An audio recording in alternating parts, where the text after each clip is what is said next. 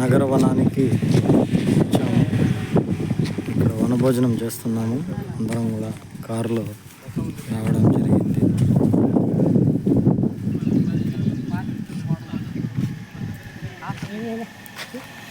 John బాగున్నావా? జాస్వా hi చెప్పు. జాస్వా hi అనండి.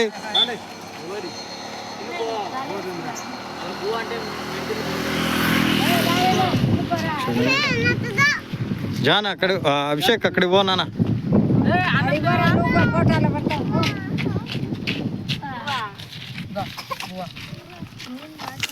జాన్ వాటర్ తాగుతున్నాడు.